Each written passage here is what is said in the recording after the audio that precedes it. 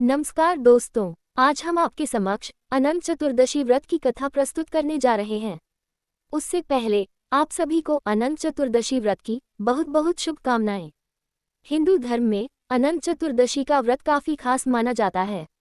हर साल भाद्रपद मास के शुक्ल पक्ष की चतुर्दशी तिथि को अनंत चतुर्दशी का व्रत रखा जाता है। इस दिन से गणेश उत्सव का समापन होता है। इसके साथ ही भगवान विष्णु जी के अनंत रूप का पूजन किया जाता है। गणेश विसर्जन के अलावा श्री हरि विष्णु की विधिवत पूजा करने से शुभ फल की प्राप्ति होती है। अनंत चतुर्दशी के दिन पूजा करने के साथ साथ व्रत कथा अवश्य पढ़ना चाहिए। इससे जातकों को संकटों से मुक्ति मिलने के साथ सुख समृद्धि धन वैभव की प्राप्ति हो सकती है। आइए जानते हैं अनंत चतुर्दशी की संपूर्ण कथा।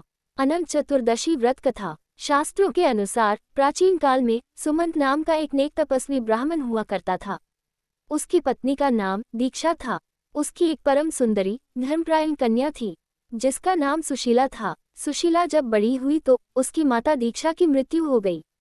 पत्नी के मरने के बाद सुमंत ने कर्क्षा नामक स्त्री से दूसरा विवाह कर लिया। सुशीला का विवाह ब्राह्मण सुमंत ने कौंडिन्य ऋषि के साथ कर दिया। विदाई में कुछ देने की बात पर कर्क्षा ने दामाद को कुछ ईंटें और पत्थरों के टुकड़े बांध कर दे दिए।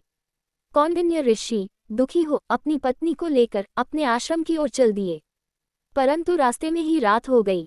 वे नदी तट पर संध्या करने लगे। सुशीला ने देखा वहां पर बहुत सी स्त्रियां सुंदर वस्त्र धारण कर किसी देवता की पूजा कर रही थीं। सुशीला के पूछने पर उन्होंने विधिपूर्वक अनंत व्रत की महत्ता बताई। सुशीला ने वहीं उस व्रत का अनुष्ठान किया और 14 गांठों वाला डोरा हाथ में बांधकर ऋषि कौंडिन्य के पास आ गई। कौंडिन्य ने सुशीला से डोरे के बारे में पूछा तो उसने सारी बात बता दी।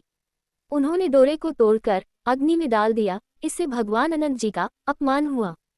परिणामतः ऋषि कौंडिन्य दुखी रहने लगे। उनकी सारी संपत्ति नष्ट हो गई।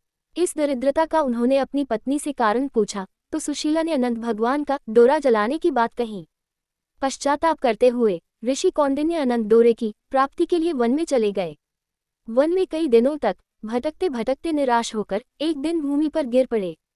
तब अनंत भगवान प्रकट होकर बोले, हे कौंडिन्य, तुमने मेरा तिरस्कार किया था, उसी से तुम्हें इतना कष्ट भोगना पड़ा। तुम दुखी हुए, अब तुमने पश्चाताप किया है। मैं तुमसे प्रसन्न हूँ। अब तुम घर जाकर विधिपूर्वक अनंत व्रत करो। 14 वर्ष पर्यंत व्रत करने से तुम्हारा दुख दूर हो जाएगा। तुम धन धान्य से संपन्न हो जाओगे। कौंडिन्य ने वैसा ही किया और उन्हें सारे क्लेशों से मुक्ति मिल गई। श्री कृष्ण की आज्ञा से युधिष्ठिर ने भी अनंत भगवान का व्रत किया, जिसके प्रभाव से पांडव महाभारत के युद्ध में विजयी हुए तथा चिरकाल तक राज्य करते रहे। अनंत भगवान का व्रत करने और कथा सुनने वाले की सभी मनोकामनाएं पूरी होती हैं। बोलो अनंत भगवान की जय। वीडियो पसंद आया हो तो चैनल को लाइक करें, शेयर करें और सब्सक्राइब करें। धन्यवाद।